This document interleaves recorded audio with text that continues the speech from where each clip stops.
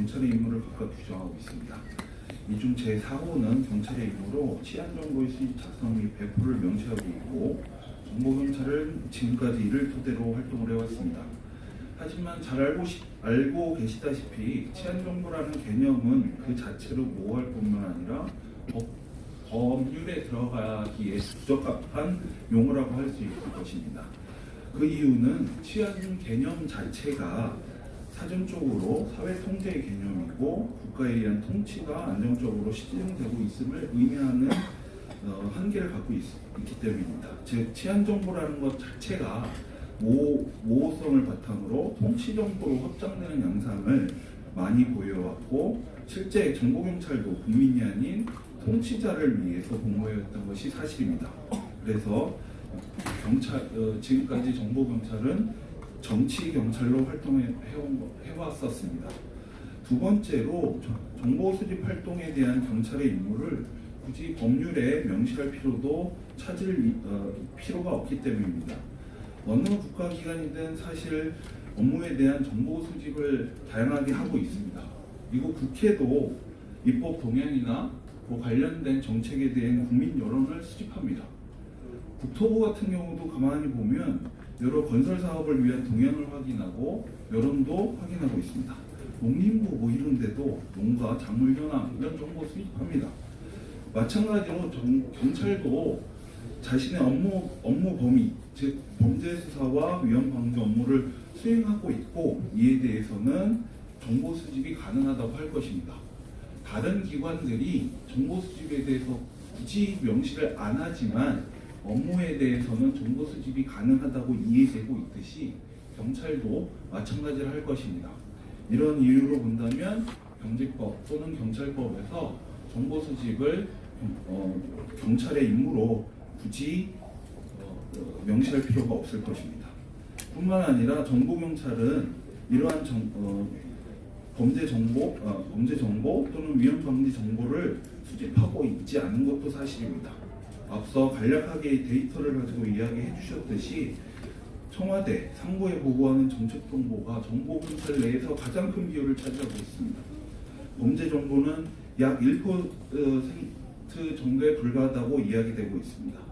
또한 수사부서인 수사국, 외사국 등은 직접 정보 수집을 하고 있고, 그렇기 때문에 이 조문을 삭제하고 정보경찰을 폐지하더라도 현실에 있어서 문제될 것은 없다고 판단하였습니다. 이러한 이유로 경찰법 제3조 4호 및 경직법 제2조 4호를 삭제하는 청원안을 제출하게 되었습니다. 한편 저희 청원안의 특징은 본연의 경찰 정보활동 권한을 제8조에 규정한다는 점에 또 있습니다. 그리고 동시에 수집 과정에 있어서 업무 범위를 제한하기도 합니다. 즉 경직법 제8조를 개정해서 구체적이고 개별적인 정보상 수권 조항을 마련했고요. 또 이 과정에서 필요한 개인정보의 처리와 보호는 개인정보보호법에 따르도록 제한을 두는 규정을 좀 마련해야 했습니다. 네, 이상으로 설명 마치겠습니다. 예, 안녕하세요. 저는 경실위원회 윤천한 정책실장입니다. 정보경찰 폐지 관련돼서 많이 듣는 이야기가 두 가지가 있습니다. 첫 번째, 정보 수집해야 되는 거 아니냐, 이런 의견이죠. 그러니까 경찰이 굉장히 많은 정보를 수집을 하고 있습니다. 그리고 국민의 생명과 안전을 위해서 일정 부분 정보 수집이 필요합니다. 그런데 아시겠지만 과거에 일제시대를 비롯해서 군사 독재 시대 때 경찰이 많은 정보를 국민의 생명과 안전이란 이유로 수집했고요. 그렇게 수집된 정보를 이용해서 국민의 자유를 억압했습니다. 탄압을 했고. 네. 그리고 두 번째 많이 듣는 얘기가 지금 문재인 정부에서 정보경찰의 폐해가 발생하느냐. 과거 정부에서 문제가 됐던 사안인데 왜 지금 정보경찰 폐지를 얘기하느냐. 이런 문제입니다. 아시겠지만 지금 과거 정부에서 이제 민간인 사찰이라든지 그로 인한 국민들의 폐해는 굉장히 많아왔습니다. 모든 제도가 그렇듯이 제도가 선한 의지를 갖고 올바르게 사용된다면 큰 문제가 없을 겁니다.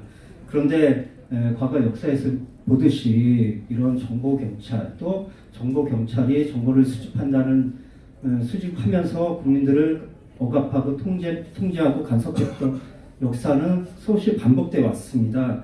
그리고 마지막으로 그 문재인 대통령께서 한 말을 제가 인용하면서 맺으려고 하는데 그 대통령 후보 시절에 문재인 대통령이 이런 말씀을 하셨습니다. 사찰이라는 말 다시는 나오지 않도록 하겠다. 일제시대와 일신시대의 전제인 일성경찰 조직을 폐지하겠다. 그리고 이런 얘기도 했습니다. 정권이 바뀌고 권력자들의 의지가 달라지면 개혁 노력이 순식간에 무너지면서 국민에게 고통을 주고 과거로 되돌아간다. 정권이 바뀌더라도 계속될 수 있는 제도적 장치를 확실히 하는 게 가장 중요하다. 이게 현재 문재인 정부에서 저희 정보경찰 폐지를 해야 되는 이유라고 생각합니다. 감사합니다. 네, 저 민주노총 부위원장 윤택근입니다. 정보경찰관, 일명 정보관이라고 하는 사람들의 출근은 경찰서가 아닙니다. 기관이나 단체, 특히 노동조합을 방문을 해서 권력을 남용한 지난 일들을 사찰을 하고 또 오늘 무슨 일이 벌어질지를 감시를 합니다.